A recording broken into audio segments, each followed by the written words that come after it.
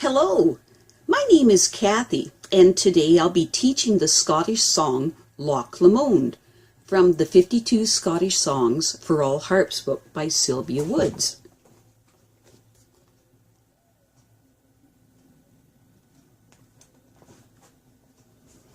But before I do, I wanted to tell you that I have a great many videos now on many different topics, so I've decided to make several different video playlists so that it's easier to find the videos of greatest interest. So please check out my playlist page. Now, the Bonnie Banks of Loch Lomond, or simply Loch Lomond, is a well-known traditional Scottish song that was first published in 1841 in Vocal Melodies of Scotland. The song prominently features Loch Lomond, the largest Scottish loch or lake, located between the counties of Dunbartonshire and Stirlingshire. In Scotland, the song is often the final piece of music played during an evening of revelry, a dance, party, or dinners, things of this nature. The original composer is unknown, as is definitive information on any traditional lyrics. The lyrics most commonly known are not the original, which was based on a Jacobite lament written after the Battle of Culloden. There are many theories about the meaning of the song, most of which are connected to the Jacobite uprising in 1745. One interpretation based on the lyrics is that the song is sung by the lover of a captured Jacobite rebel, set to be executed in London following a show trial.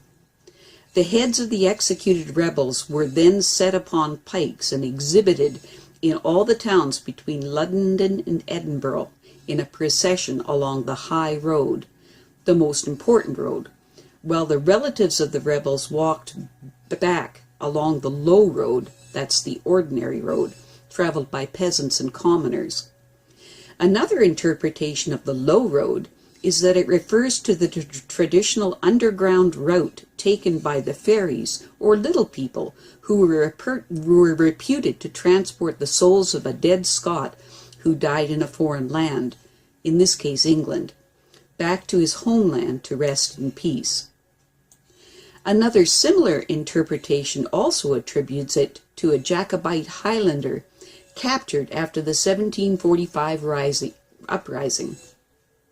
Then the Hanoverian British victors were known to play cruel games on the captured Jacobites, and would supposedly find a pair of either brothers or friends and tell them one could live and the other would be executed, and it was up to the pair to decide. Thus the interpretation here is that the song is sung by the brother or friend who chose or was chosen to die. He is therefore telling his friends that they will both go back to Scotland, but he will go on the Low Road, his body being paraded along the main road controlled by the Duke of Cumberland's forces, whereas his friend will have to head for the hilltops, taking longer to get back. Another supporting feature of this is that he states he will never meet his love again in the temporal world. On Loch Lomond, some believe that this version is written entirely to a lover who lived near the loch.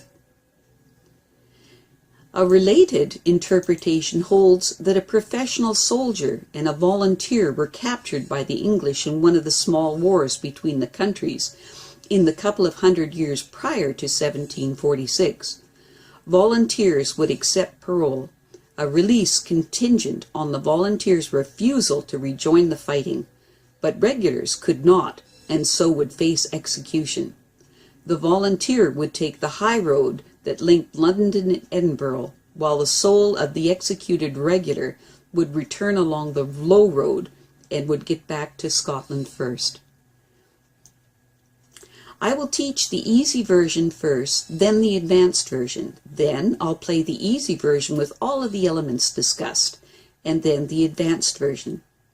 When performing this piece of music as a solo in public, it is nice to play the easy version and then immediately follow with the advanced version for a wonderful full-toned effect, and I will demonstrate this as well.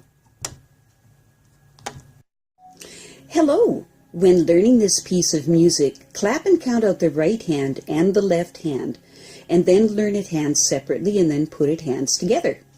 Now, Loch Lomond is written in the key of G major, so remember to engage all the F sharping levers before you begin. Now, all music tells a story, and I'm not talking about the words of the song. Rather, I'm speaking about the music itself. In Loch Lomond, the melody is in the right hand and the accompaniment is in the left hand. So make sure that the right hand melody is louder overall than the left hand. Now, in all music, there's a beginning and an ending and a climax point, and we will discuss each of these elements now. In music, it is a general rule of thumb that when the notes of the melody, in this case the right hand notes, rise in pitch from lower notes to higher notes, that the volume will increase. And when the melody notes fall in pitch, the volume will decrease. In general, the left hand of most songs will be the spot where the beat of the song manifests most strongly. In general, the first note of each bar of music in the left hand is slightly emphasized to give a good strong beat, and lower notes are emphasized slightly. This causes the playing of the piece of music to have greater depth and contrast. At the conclusion of the piece, there will be a slight retardando or a slight slowing down of the tempo so that the listener can hear that the song is about to end. And this is the melody of Loch Lomond.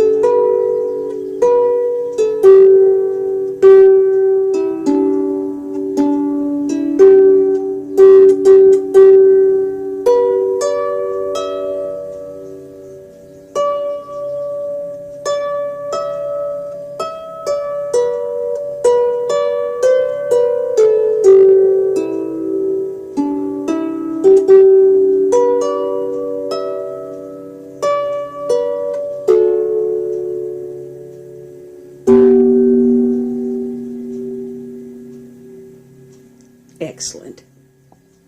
Now, in the easy version of Loch Lomond, on the last line, there are broken three-note chords, and I wanted to illustrate how those came in. What happens is you play the three-note chord, bottom note, and the right-hand note comes in with the top. Hear it?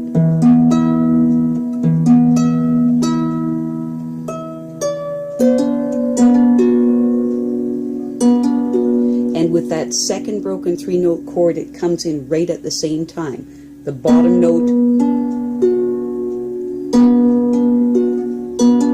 hear it? I'll play that first measure of the bottom line.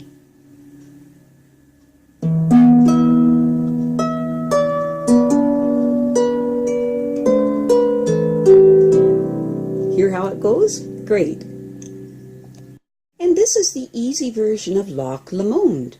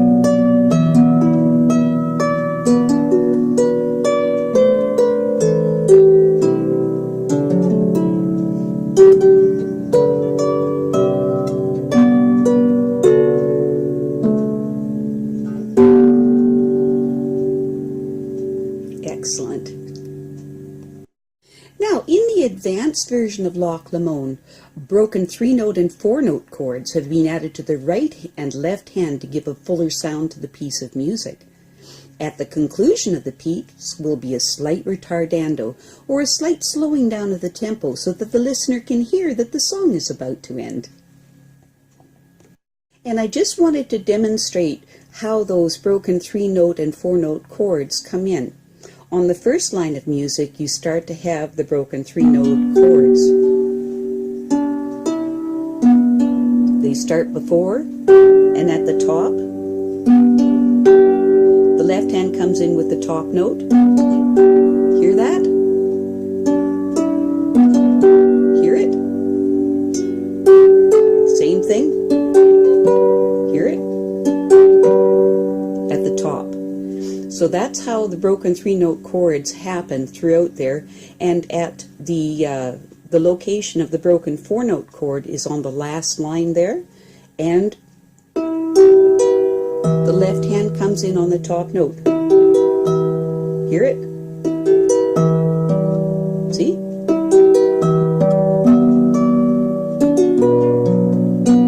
And another broken 4-note chord.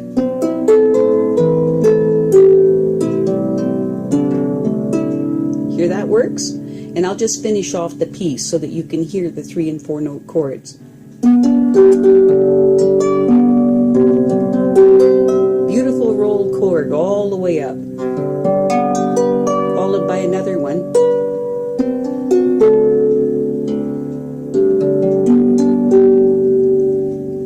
Great. This is the advanced version of Loch Lomond.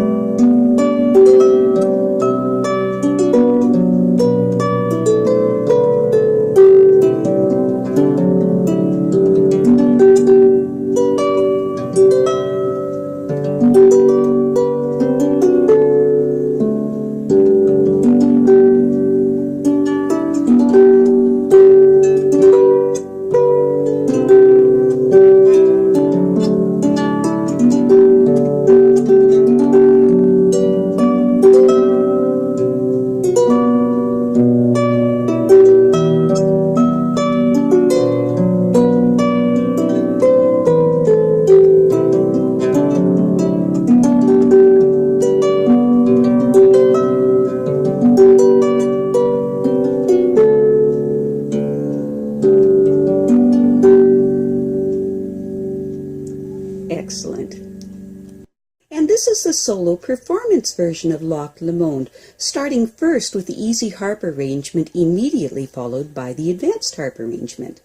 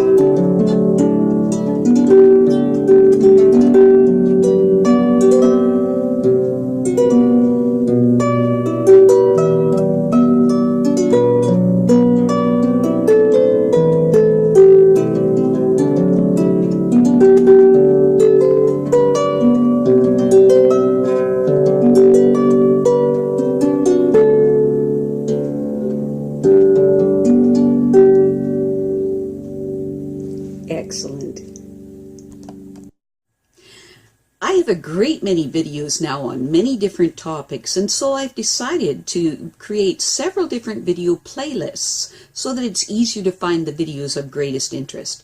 So please check out my playlist page. Well, that's it for now. To stay up to date with my latest videos, make sure to subscribe to this free YouTube channel by clicking the red subscribe button right below this video. Take care.